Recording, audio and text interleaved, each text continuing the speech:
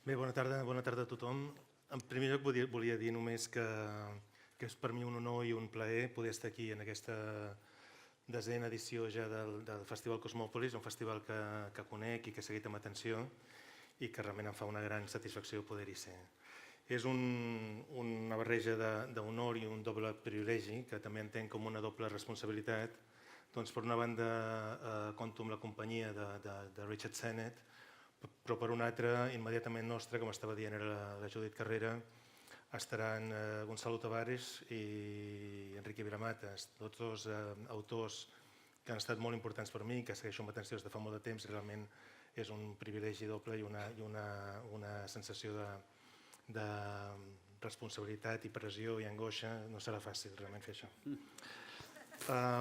Volia començar amb uns agraïments, per tant, al Festival Kosmopolis i a la seva organització, i en particular al seu director, Juan Insuo, per haver-me convidat, al CCCB, en aquest moment que està des de fa poc sota la nova direcció, la nova companyia de la Judit Carrera, i que realment agraeixo un cop més la seva hospitalitat i és un lloc on ens sentim sempre com a casa.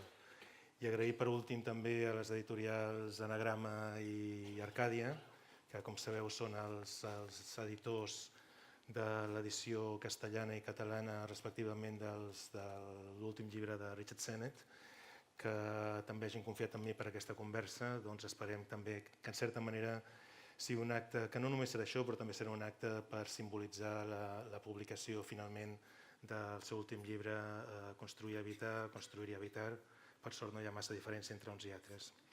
Volia, abans d'entrar de ple en la conversa, que farem en anglès, volia encara fer un parell d'observacions molt ràpides.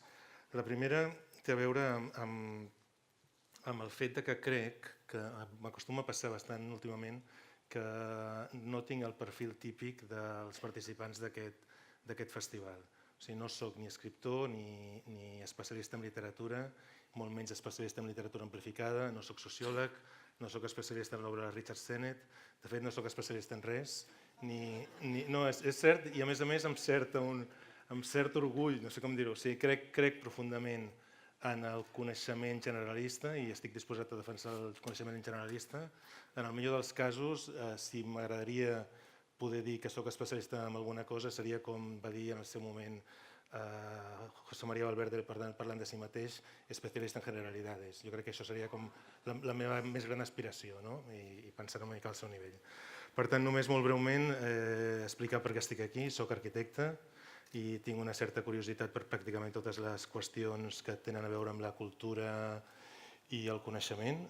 I estic aquí aquesta tarda perquè vaig tenir el privilegi de donar classes amb el Richard a la Graduate School of Design de la Universitat de Harvard durant una sèrie d'anys i vaig tenir, a més, el doble privilegi de la seva amistat i la seva generositat, el qual ha fet que compartíssim moltes converses públiques i privades i en certa manera entenc que la conversa d'avui no és més que la continuació, la perllongació d'algunes d'aquelles converses. Sincerament, entenc que el Richard no requereix cap tipus de presentació i que esteu aquí bàsicament per ell i per als convidats de després. Per tant, entrem ja de ple en la conversa. So, Richard, welcome back to Barcelona and welcome back to CCCB, which I understand it's a place you know very well and you feel pretty much at home. So, good to see you. Well, actually, first of all, thank you all for coming. I was actually involved when the CCCB was created, and nobody thought it would become. We thought it would be a kind of mausoleum, and it's turned out to be something very alive, and so I'm very glad to be back. Good. Now, I was just saying before, and I don't know whether you could hear the translation, that I understand that our conversation today should be a natural continuation of many previous conversations. So, well, we have no whiskey. We have no whiskey. That's a big problem, actually. You're right. That's yeah. You can say this in Barcelona, not in Boston anymore. Yeah, actually, yeah. Anyway, so it's in fact the second time that we hold a public conversation in Barcelona in just a few months, which is a bit weird, by the way. But I think that precisely because of that, we can build on some of the things that we discussed. but we should also try to walk on some untrodden paths too. And I thought, so I would like to also give a note for the audience to make it clear that despite there's a gap here in terms of expectations, I guess, and quality and whatever, this is not meant to be an interview. This is meant to be really a conversation. So it's an exchange, so that actually it's going to be something that we really believe in. And I sincerely believe in conversation as a form of knowledge. Yeah. And I think that's something that we share with Richard, which is, by the way, a form of knowledge I understand very well suited to architecture and urban design, but definitely not only to architecture and urban design. I could also say that the whole history of human culture could be understood in terms of continuous and ongoing conversation, and that would be quite a nice thing. So in your recent books, you have reflected and elaborated on the different forms of exchange between people. And the notion of dialogics stands out as a form of collaborative exchange, which appears very strongly particularly in the three books, but mostly, I would say, in Together, in a very strong way. And then, once again, you devote quite a lot of space to the notion of dialogics in Building and Dwelling. I think that this term, which was coined by Michael Batkin in the 1930s, if I'm not mistaken, as opposed, or not necessarily as opposed, because precisely we're trying to avoid oppositions, but in dialogue, in reference to dialectics.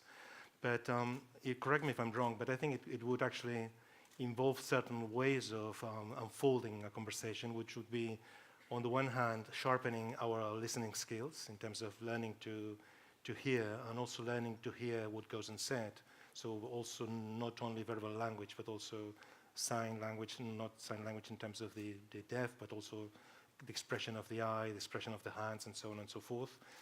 The use, and that's something you insist a lot, of the subjunctive tense or the subjunctive voice in terms of the perhaps, maybe, could be, and so on and so forth, not the assertive affirmation. Of course, informality, as in any open system, doesn't need to have a direction or a destiny, at least. A desire for agreement, but ways also of managing disagreement. So, and I think that's something that I hope that we will do together tonight.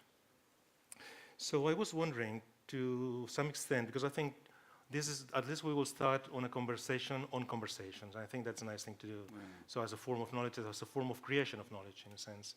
So would you agree that this is a model for exchanges, these are the dialogics, model for exchanges for individuals or between individuals, groups, and institutions? Well, let me wind back just a little bit. This book, this wonderfully inexpensive, beautifully produced book, is the culmination of a trilogy of books called Homo Faber, about people as makers. And it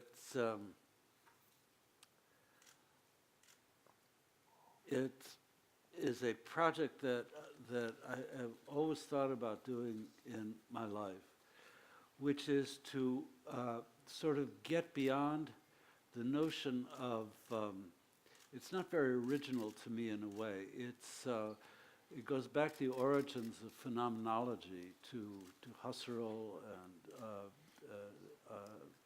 to some extent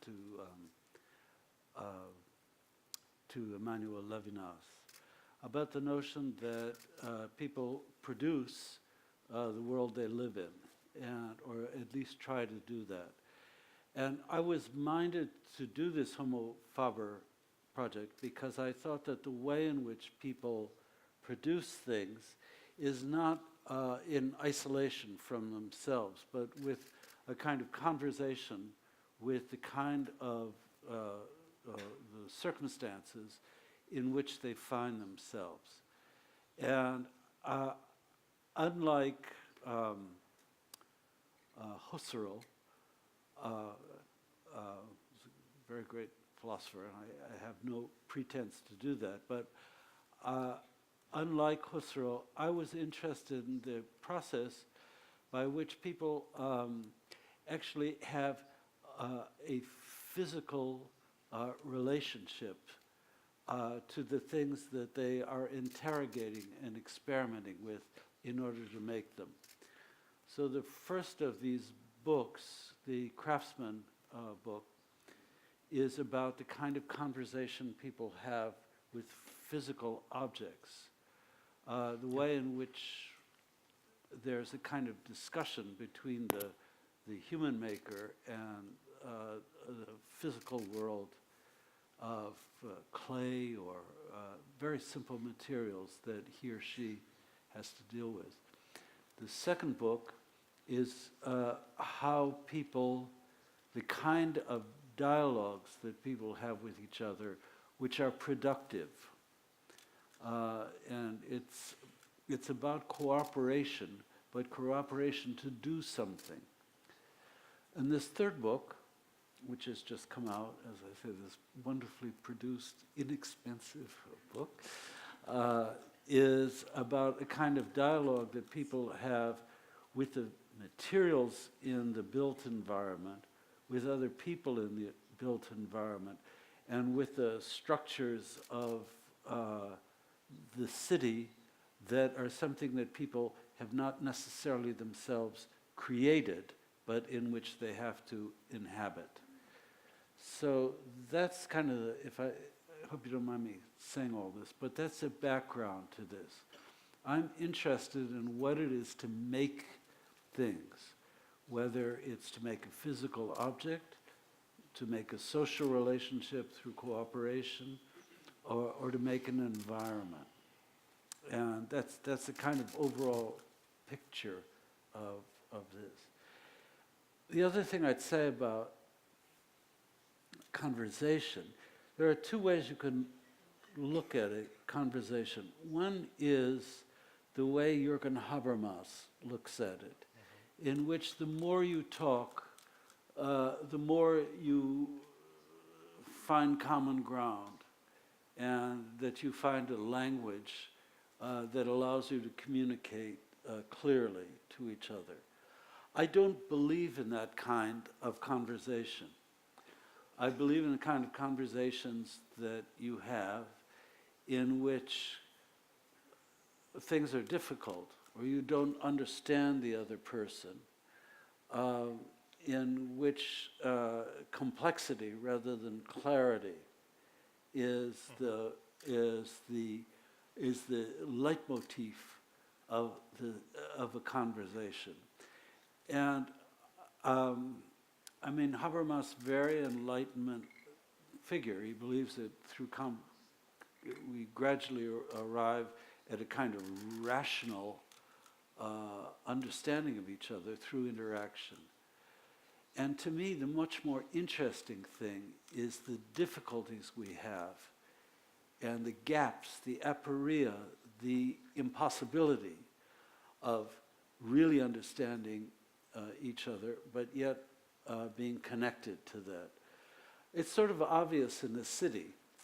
I mean, I don't think any of you would say that, assuming that most of you are native to Barcelona, that a migrant who comes here, a refugee who comes here from North Africa, is somebody that you could presume to understand. There would be a kind of egoism which would be incredible. And yet you need a relationship. And what I've been trying to look at in these books, which is a little less obvious, is that we have that kind of same relationship with materials. I give an example of, do you mind if I go on? No, it's fine. All right. I get paid the same. Yeah, I know you do. We really should have had whiskey here, I could see that. But, the same thing is true in dealing with a physical object. I was trained as a musician, and what I know in dealing with the craft work in music is that the notion of sort of, in the end, understanding the medium, where you think, oh, I've mastered it, I know exactly what it can do, I'm completely in control, everything is clear, it looks nothing like the way, the craft of having a conversation with the sound. I suppose for a sculptor it's the same thing. So that's the kind of conversation I'm interested in, and that's dialogic rather than dialectical. Sure. Now we'll get back to that, both the perhaps music and chamber music particularly is a form of conversation in itself, a form of very polite exchange, and also back to the gaps in terms of what goes unsaid, what goes misunderstood, what goes incomplete, Right. and so. But I wanted just for a second, at least, given that you entered in the narrative of the 3 books of the Homo Faber project, in a sense, I also wanted to get back to that briefly, because there's something that I'm very curious about and has to do with the project itself and it being really an open project in my view. So that I was lucky to follow part of the very last step of that book. So in a sense, it could be also described as a form to unveil the skills people need to sustain everyday Right. life. No, it's just, we talked about this notion of conversation between oneself and material, which is also this need of the craftsman to do things well for its own sake, for the pleasure of doing things well, or whatever. And then you moved into this relationship with others, and eventually to these skills involved in making and inhabiting environments, which eventually you went to more urban environments, but Right. at first was that.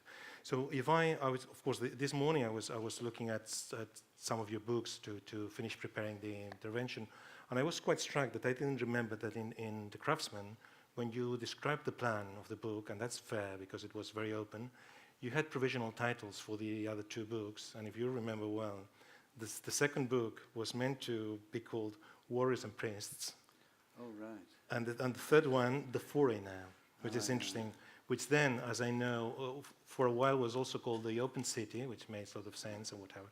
And that's fair, because as an open project, I think that it was in the making and some realizing. But I'm very curious about this decision to shift from the notion of 2 figures, actually, the warrior and the priest, which is more strongly linked to ritual to some extent, to the notion of togetherness and cooperation. So what was it that triggered you to do that sense?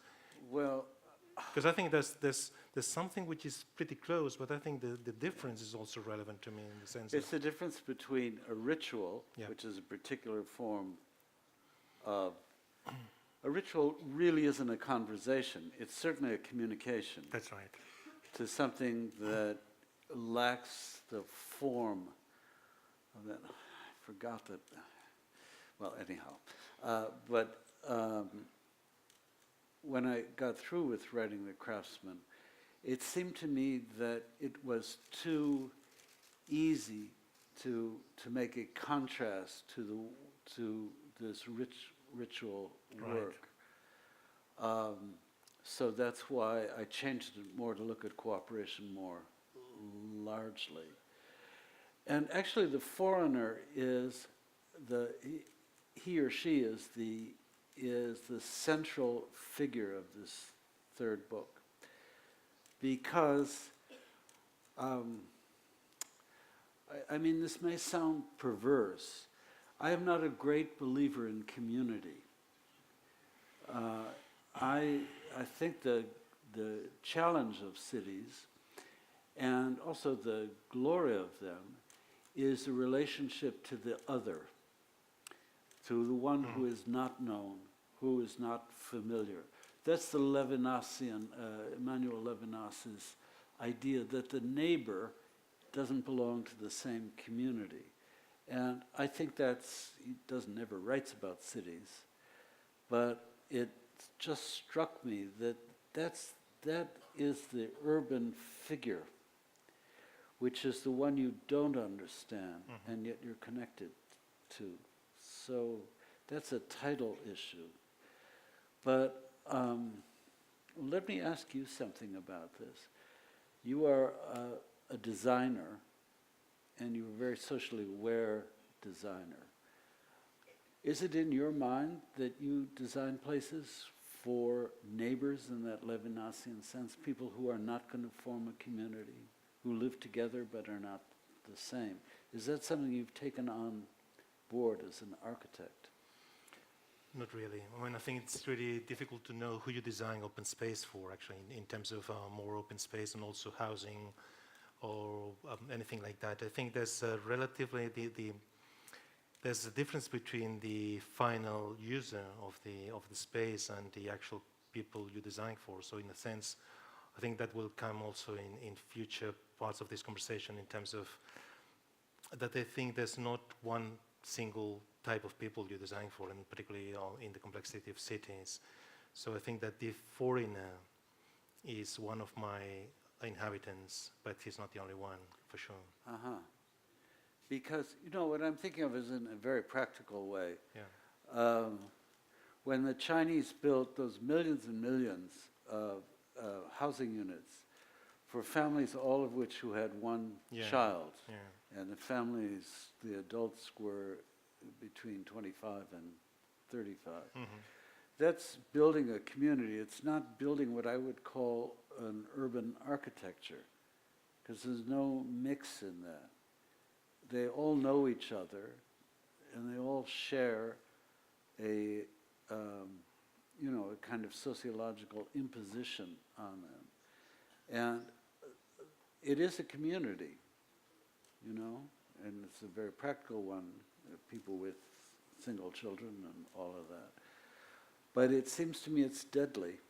And what we need to do in urbanism is find a way to have buildings and now allow people who are very different to cohabit. Yep, fully agree with that. I cannot but agree. Actually, I think I'm so good. No, I'm really, so glad. No, really. I mean, I think there's if you could have certain measures of not scientific, not quantitative measures, but qualitative measures of urban intensity, I would say that one key measure is the diversity in every sense of the word. Of course, another one would be density, but that doesn't mean necessarily maximum density is maximum quality.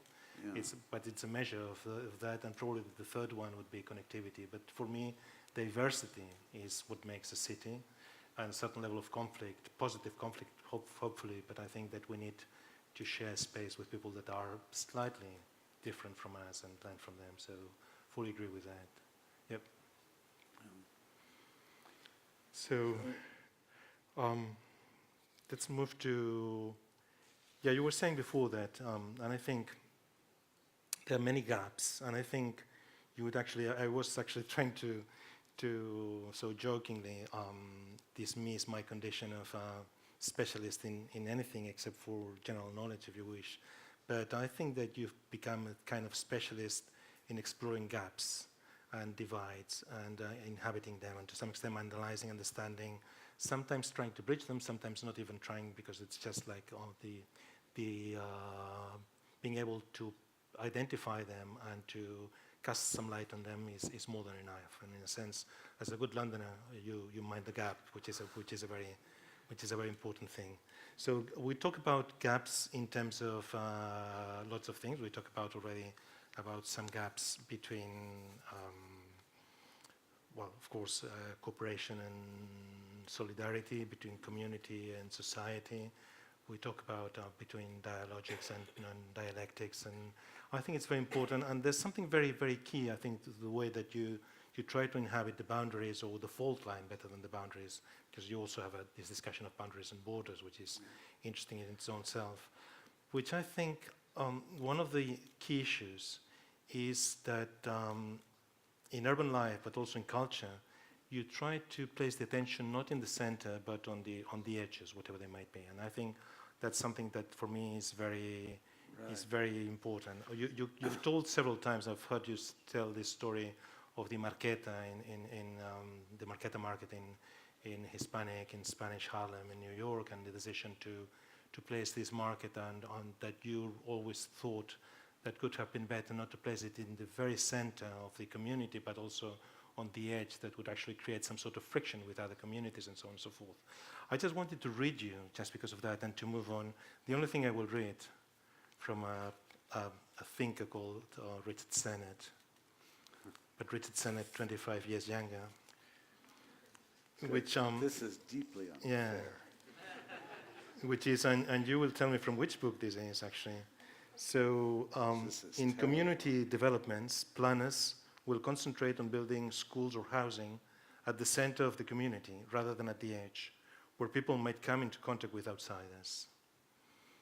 And this could be from building and dwelling, but happens to be from Flesh and Stone. Right. So which is quite impressive in the sense that you had the intuition when writing Flesh and Stone and this beautiful history of the city through bodily experience, in a sense, that all of these issues would be reappearing at some point with an attempt to really, I think Flesh and Stone had no intention, and correct me if I'm wrong, of really modifying those examples that you visited, in a sense. But I think, of course, Building and Dwelling wants to be much more proactive.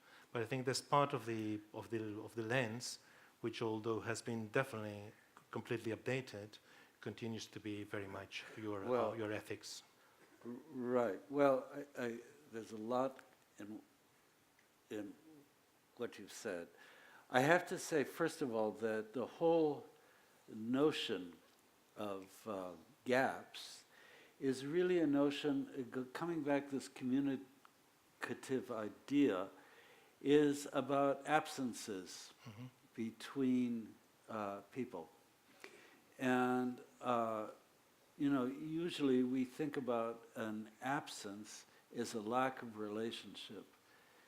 And I would say, just as a kind of phenomenological observation about it, that our experience, all of our experience, is full of absences. That the notion that there's a fulfillment in experience where everything gets covered is infantile. That's what children want. So that's always been in my mind, this notion that the incomplete is not a failure, it's a condition of life, and it's because people are, both because together they're very different, but it's also something I think that's inside us, that it's not possible as an adult to live without. Gaps are, in here in adulthood. And what that led me to think more practically about cities is, this is another very long answer. That led me as an urbanist to think about more practically is ways in which that knowledge, that phenomenological insight, which I think we all immediately recognize, could be played out in the built environment. And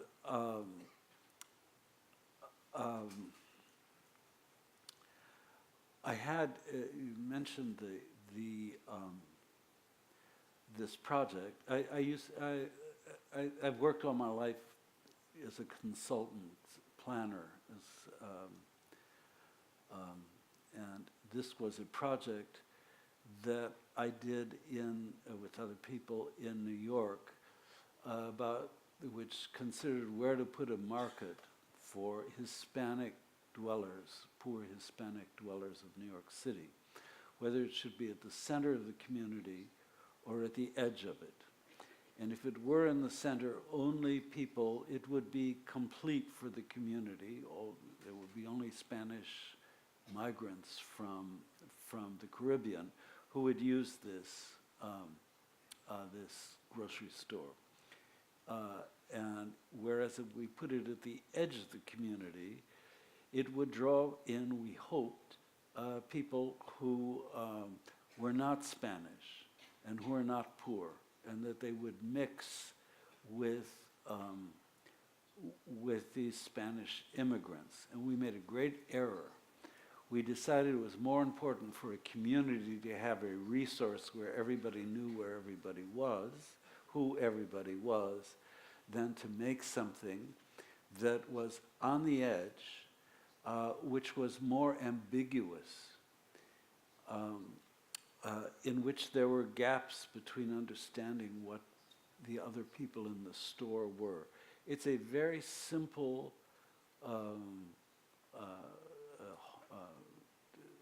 seemingly trivial example of ways in which a city can either be built to close people in this notion that you want to live with people who can understand you, to try and make this community a place of completion, or to try and build in such a way that you open people up to a more incomplete experience.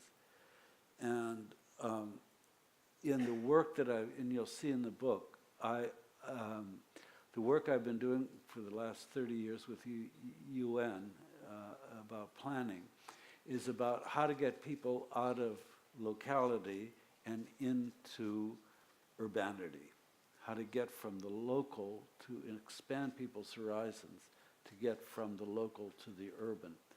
I have to say one thing about this, which is also, since you mentioned this earlier book, which is a book about the history of the relationship between bodies and the city, urban form, that in my work, I'm as interested in the nonverbal as I am in the verbal. That is, I'm interested in the ways in which you can have people who are very different mixed together physically, even if they're not talking to each other. And there's a reason why I, as a former American, I've escaped Trump land, I hope forever, why I feel this, because in the dialogue of racism in the US, the idea was that people would be always physically separate, that they'd, have these talk sessions where they'd talk over their problems, but still they would live physically isolated lives. And it's something that I've seen in the UN work that I've been doing as well, that the real frontier of making a complex community is making one in which their physical presence is more important to people than verbal communication. So that's again why in this trilogy of books I focus so much on physical stuff. If you went to the kinds of meetings I go to at UNESCO, for instance, in which everybody talks about the community of man, we have to understand each other, we have to get to know who each other are. This is cheap talk. It's garbage. And I think a better urbanism is one in which you don't force people into those conversations, but they're always in the physical presence of people who are living different kinds of lives. So that is a kind of aim of this. That's why I wrote Flesh and Stone, because that the body is really the key to making a city. I mean, of course you have verbal exchange, and that's why I'm so interested in architecture. We used to teach together, and to me, it's the master art for communication. Not that you'll talk about what you make, but that you make something which is itself this incomplete, ambiguous, complex, and mixed experience that people have. You asked me a big question. Well, it was not a question, it was kind of a way to have you talk for a while. So, moving on from that and the notion of incompleteness, there's something we did... He does this with his students, too. That's something that we did touch upon in the previous conversation, but I think that the notions of incompleteness, of the unresolved, the the ambiguous or whatever, which are something that we're both very fond of in a certain way. And I think that there could be also a book to come, or something, or at least a gaze to come seriously in urban design, which could actually build from the famous book by Robert Venturi, The Complexity and Contradiction in Architecture, which could be complexities and contradictions in urban design or in urban space. And I insist very much on the notion of the plurals, because once again, I think the shortcomings of Venturi's book, which is on the one hand very naive, on the other hand very powerful and very, I think it's also once again using the singular, the complexity and the contradiction, and not the many complexities and the many contradictions. And that's something that I also wanted to link to. So the use of plurals, which is something that's becoming also, although I know you don't want to talk so much about verbal language, but more about other types of language, but plurals also allow us to engage with difference, with the other in many ways. And I would say that perhaps, once again, Flesh and Stone is a clear example of the way that you do some studies of individual cities at specific moments. So it's done by examples, very well done, very well chosen. By the way, most of them, if not all of them, Western cities, right? But in a sense, I think, or it's my contention, that the city does no longer exist, in a sense. So that what do you mean? No, that's what I want to clarify and see whether, to some extent, we can get a more exciting discussion. So that the city does not exist. You could say, but that's an exploration of the city through bodily experience. But I think it would be an exploration of cities, that the individual city is the only thing that exists. So that only cities exist. So that Barcelona and Shanghai and Toronto and Mexico and whatever, those are cities, but I don't think they together anymore talk about the city. I cannot really see these commonalities. I really disagree. That's good. It was about time. Do you really believe that? Yeah, I think that there's something that we could talk about, a certain urban condition or something like that.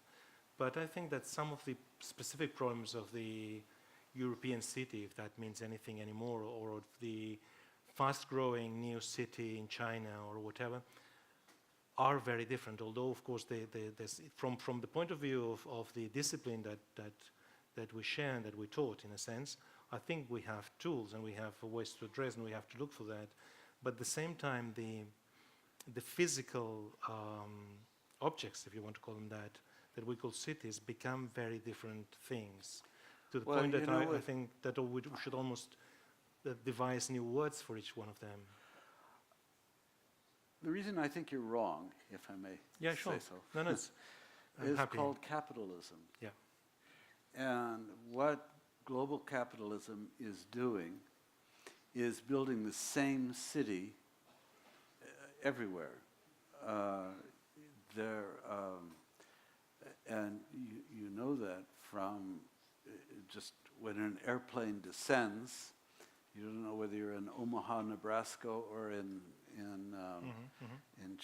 Chengdu, because the physical forms are increasingly standardized. The reason for that is that a lot of the investment patterns come from globalized finance and so on, which wants to know what it's getting in terms of the standardized object.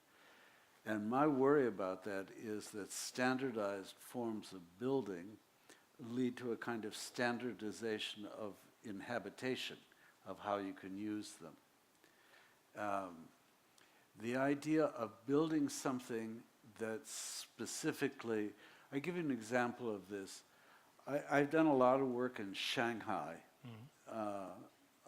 And Shanghai, when it got drunk sort of in the 1990s on the notion of looking like Manhattan. Right.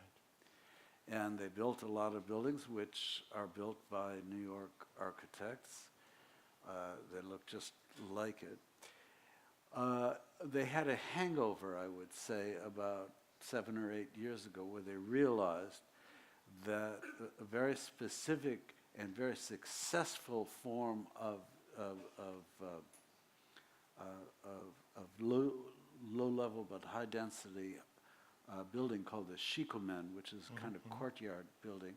They destroyed to put up these standardized towers. They couldn't get it back. And the reason they couldn't get it back is that this standardized environment was financed. Nobody was going to tear down this. It was owned by abroad or through banks in China that had links to global capital. So the problem with that is that it seems to me to think about different kinds of urban cultures is right in a way, but it just leaves out the whole dimension of political economy. And as with high tech, which is another form of standardization and monopoly capital, global monopoly capital. So there has to be, we can't crawl back into the past, but there's got to be some way to break up this power just the way we want to, embrace dissonant social relations. We want to break up a kind of hegemonic power that's standardizing the environment. That's why when we've taught together, for instance, it's why context matters so much to me. The notion of generic buildings, this is what a good school looks like. This is a state-of-the-art housing project. This, to me, is all of a piece with hegemonic capitalism. That is, that there's a generic form that really does the job for something. And once you stop thinking that way, once you think in terms of context and cultural differences and so on, the forms cease to be something that can be generalized in that way. And that's, I think, the big challenge for urbanism now. How to use, for instance, standardized building materials in a way that articulates different ways to live. So I don't agree with you. No, but it is what you're saying is perfectly possible to rethink the ways that you reorganize matter, in a sense. Right. That's absolutely possible. But I think there should be some sort of resistance to this kind of sameness, right? I don't know how to. Well, I understand perfectly what you mean in terms of the global capitalism, but still, I think there's sameness in the investment, the sameness in most of the retail and large retail things that you can find everywhere, the sameness, but still the problems that certain cities still have to face. To start with, there's an issue which is an issue of speed, in a sense, that affects many of those decisions in sure. many. So that accelerates certain ways of looking at that. But anyway, let's spread soon. Yeah. Let's get into a couple more issues. Well, just given that we're in the city, perhaps I wanted to open it up to other issues. But I would say that although I don't know how to describe myself in that sense, I wouldn't like to be strictly pessimistic, but not rely so much in what we can do as designers in terms of fighting some of these powers or whatever, but I would say that and that's something also we discussed both in public and in private, that probably the biggest problem in today's city, if we agree, or cities if we don't agree, would be inequality more than anything else. And equality is really actually informed also by all those things of large corporations, even those that deny or pretend to deny global warming and so on and so forth. I think in the end... But there's an issue about that. Yeah, because I think that's an issue I'm very interested in. What is it that we can... Is there any kind of contribution we can make, both in our local scale or whatever, in terms of at least effect? Yeah. Well, I'd say two things about this. One is that as a practical strategy in cities, there are ways to slow down the effects of inequalities that, for instance, as you know here in Barcelona, that tourism brings. you know, which is a way of disinheriting people from their own city. Similarly with gentrification, there are specific tools that we can use to combat gentrification. What I don't think is possible, and this is an argument I also make in this book, I don't think that we can look to architecture and the built environment to solve in itself the problems of capitalism.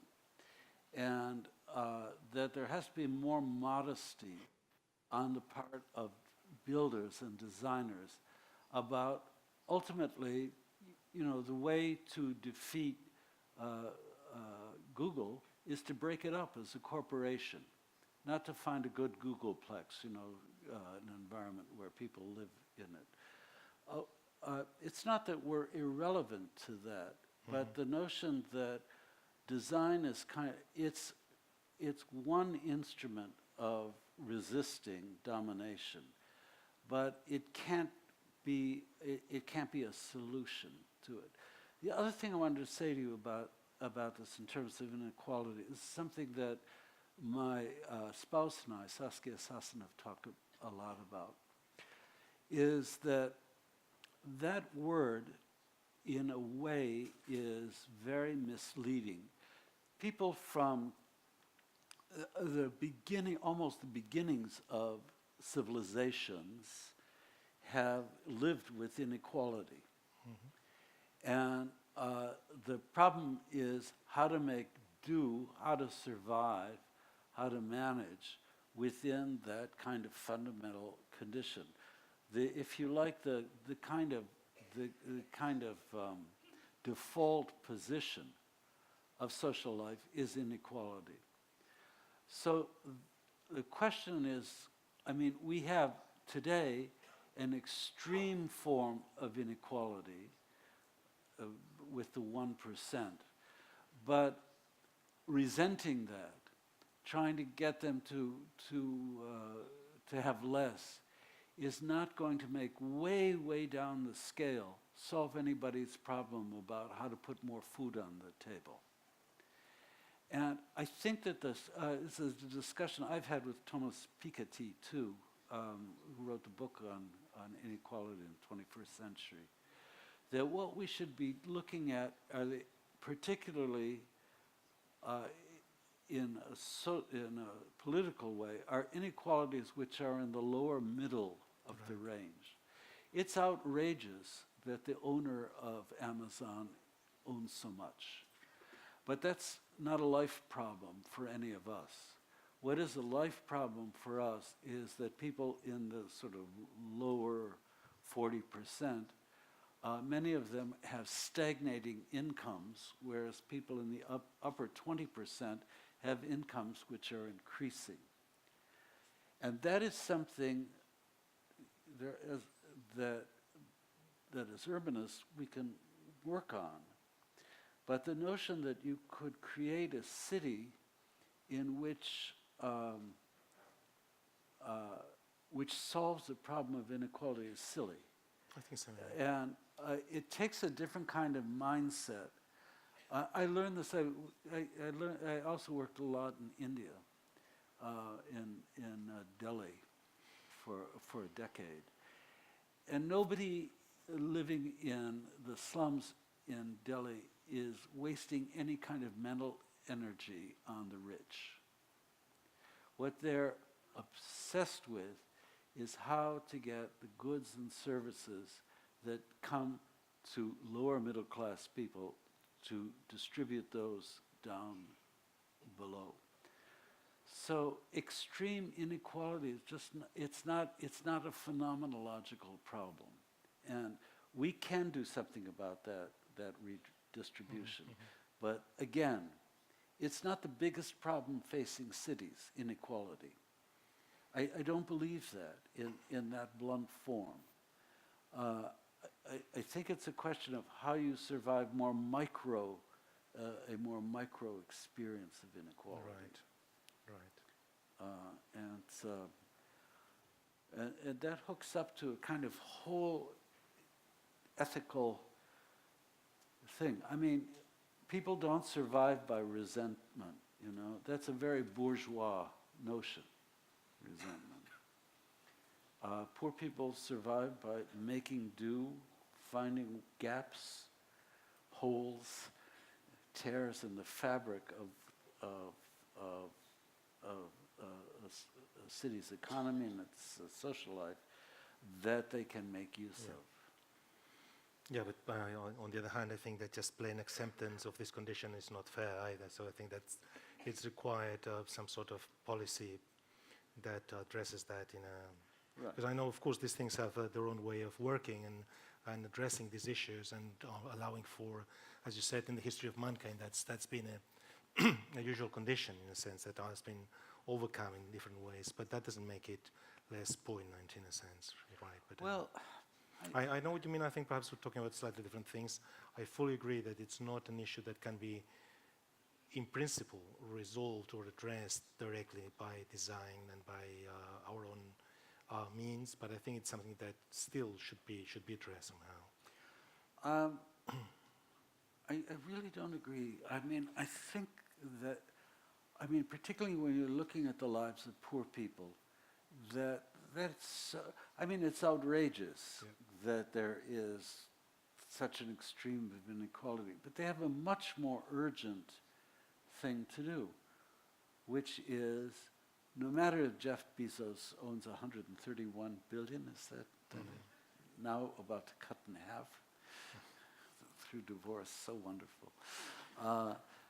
Doesn't matter to how you're going to live. And that, again, and it matters to them how to survive.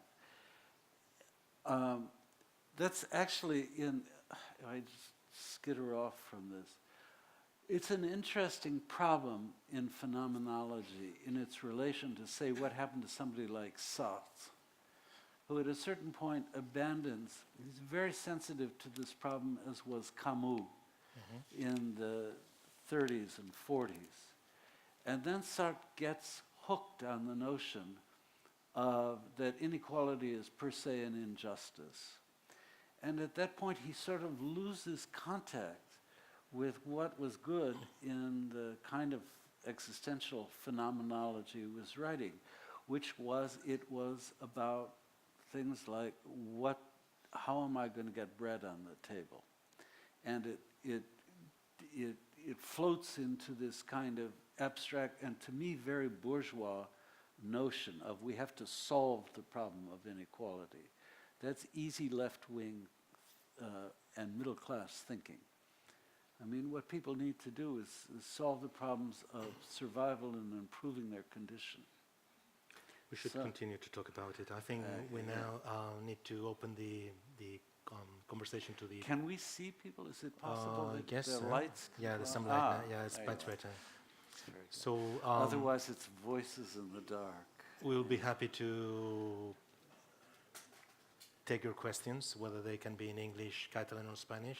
Should I wear this? I think so, yeah. Yeah, okay.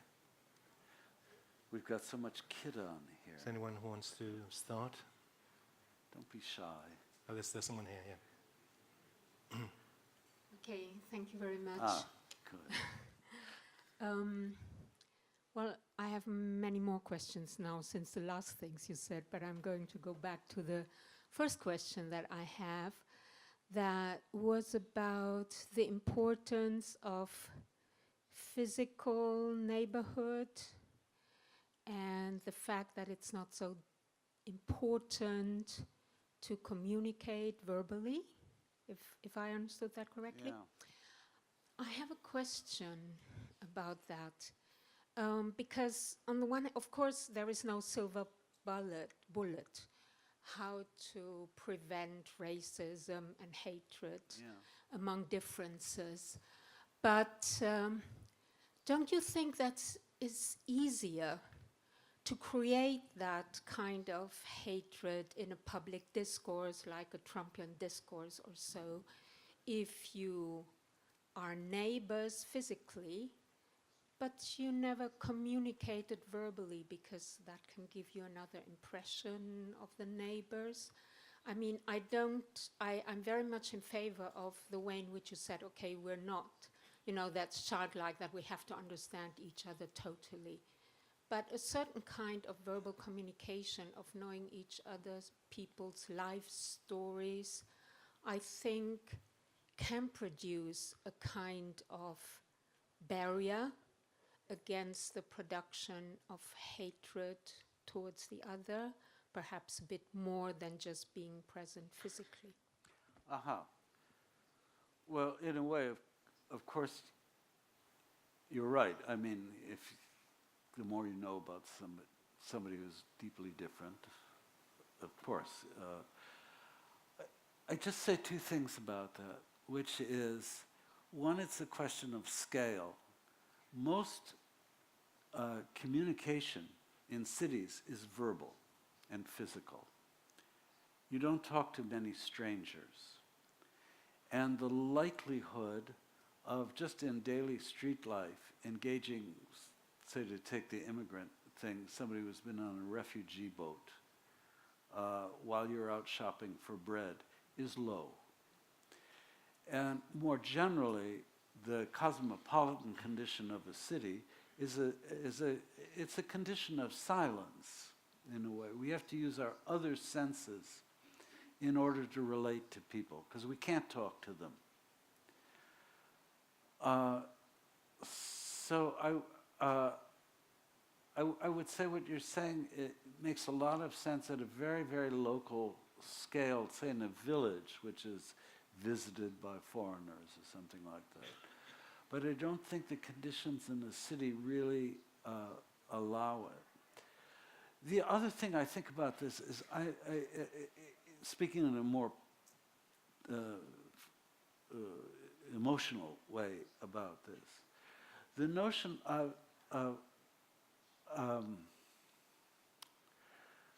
the notion that's in the famous words of the American president Bill Clinton, "I feel your pain," is an outrage. What right has he to say that he has that kind of sympathy with somebody who's not had the privileged life that he's had?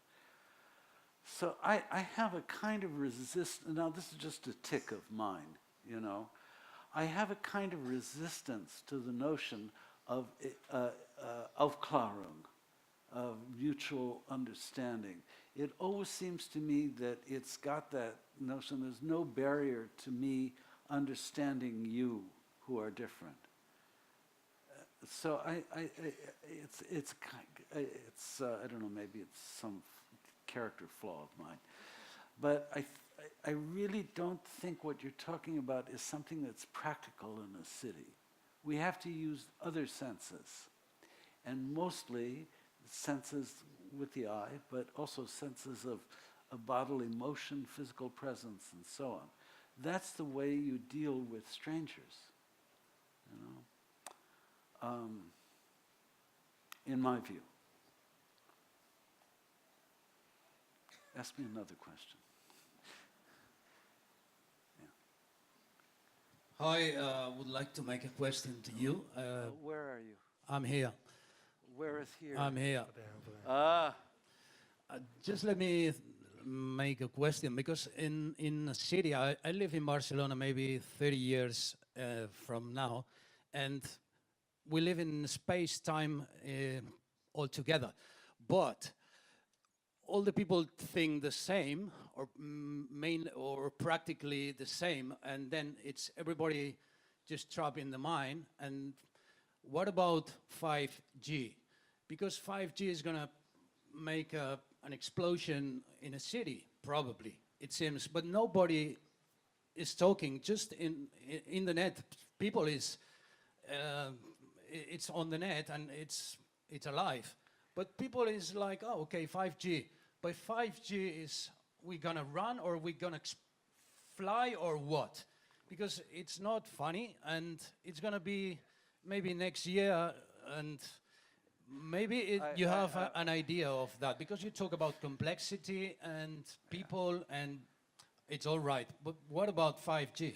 I don't know anything about 5G. I'm sure it's a great question, but I don't know anything about it. So maybe you will explain. Yeah, because no, but don't explain to me now. Yeah. But come up afterwards and explain. Okay, thank you very much. Okay. Yes. Well, I have two questions. The first question is concerning your commentary upon the realities and the desires of poor people. Of course, poor people have to worry to get food on the table. But we, as people who are talking about the public sphere, we should also talk about the necessity to design public policies in order to fight against inequality. Because I think we have different levels, the level of the mindset of poor people and the mindset of people who do public policy. And yes, I would like true. you to comment on that. And then the second point refers also which the other woman pointed out. I think on the one hand, it's important to see how the communication in a modern city is. And there is a lot of silence and a lack of communication. That's the description of the state, the actual situation. But on the other hand, again, there are so many discussions about multiculturalism, which has failed somehow in order to make modern cities. And so, again, the state of the things, and then what can we do about it in order to make it more dynamic, and in order to create more conversation. I think public schools might serve in order to mix the people, but when we talk about adults, I live in a quarter here, the Champel. There are a lot of Chinese people, but I rarely talk with them.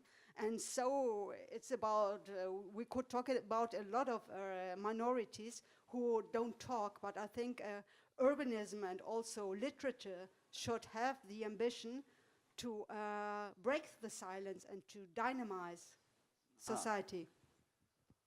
Well, it's a very powerful set of questions you asked me. I'm certainly not advocating that we stop thinking about inequality.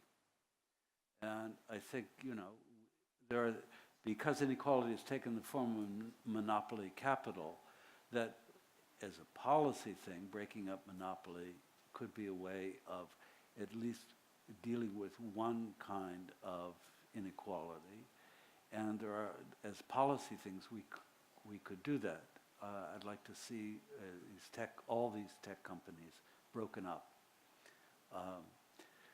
So I don't disagree with you about that. I guess what I'm saying to you about this is that the work I've done on the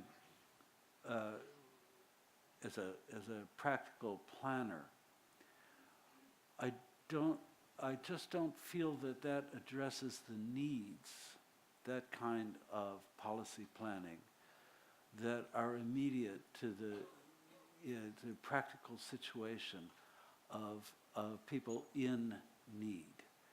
And sometimes we couldn't wait it would be absurd to wait until we've broken up tech monopolies to deal with the fact that there's not connectivity for large numbers of people in refugee or informal settlements, for instance. There are two different orders of work. And as a practical planner, it's the latter that engages me, and I think engages, as I say, other people. I think we really disagree about this issue of getting to know other people better verbally. I think we just have a disagreement about that. This, to me, seems, if you ask me my feeling about this, I would say if you live in a mixed neighborhood with Chinese people, even if you never speak to them, that's great. You've taken a huge step, and so have they, The notion that then you have to have a dialogue, a verbal dialogue with each other, I think is sort of irrelevant to a problem that you've solved, which is you're in the presence of people who you're never going to understand and you live with them. And what's true in most cities, by desire, people don't do that. You know that the most popular form of housing throughout the world is a gated community. That is when every survey that people do about how people want to live, it's to live in a gated community, either with physical gates or with legal instruments which make it impossible for people who don't fit in, like being black or being Muslim, something like that, to live in the community. So that to me is a much more pressing issue. Wasn't Exemple, I thought it was, that's the planned community of Cerda, yeah. no? And that's become a Chinese community? Not all of it. Part of it. Not all of part, it. No. The part of the Exemple which is close to the Arc de Triomphe. That's right. And I have old to go court. visit it. That's yeah. right. So there were I'm Chinatown. having trouble picturing this. I believe you. Let's take one more question because... That's right. They're asking me to. Is there one last question there? Not about 5G, which... A very pressing question. Yes, I wanted to Where ask are you. I Can you hear me? Over there. I can hear you, but I can't see you. You very- can't see me. Standing. Now I see I'm you. surprised. No, it's these lights. I Yes, don't know sure. if I misunderstood you, but by the way you were referring to the fact that the problem was not 1% who has the most money and all that, as if the poverty and richness were not related to one another. So I'm asking you, don't you think that's imperative that we plan some sort of, find some sort of way to redistribute wealth? I think this is the sine qua non condition to solve inequality or to mitigate it, if not possible to solve, but just to mitigate it. Well, I mean, this. Yeah, don't you I think understand is what a you're... need? I understand exactly what you're saying. What I'm saying to you is that the problem of redistribution is not a problem that requires people to focus on extreme wealth. The redistribution that has to happen in most cities is from a rather large middle class to an enormous classes below. And that is a practical problem, has got a whole different set of, if you're talking about that kind of redistribution, I agree with you entirely. But it has a whole different set of policies about, for instance, how do you slow up the rise of rents? That's not a problem for Bill Gates. That is a problem for a local property owner who is able to raise rents arbitrarily once, twice, 3 times. So when you talk about redistribution in those terms, you're talking about something that is more focused than thinking we have to redistribute wealth in order to solve problems like that. You need something that's much, much more targeted and focused on that. And it's a difficult problem because a lot of the people who control, at least in the cities that I've been working in, who control the kind of wealth in terms of property that poor people need to get a hold of, are themselves not massive corporations. They're the petty bourgeoisie in a community. I give you an example of this. We have been working very hard to get people who've lived in slum communities for more than 10 years to give them legal title to the properties that the places they've seized and that they've built up. Most of the owners of the land that they've seized this on are themselves small farmers, accountants, You know, they're not Bill Gates. And that it's a very, very different and very painful process of trying to engage those people, saying, look, you had this empty land, somebody else squatted on it, now it's no longer yours. That's a problem of redistribution.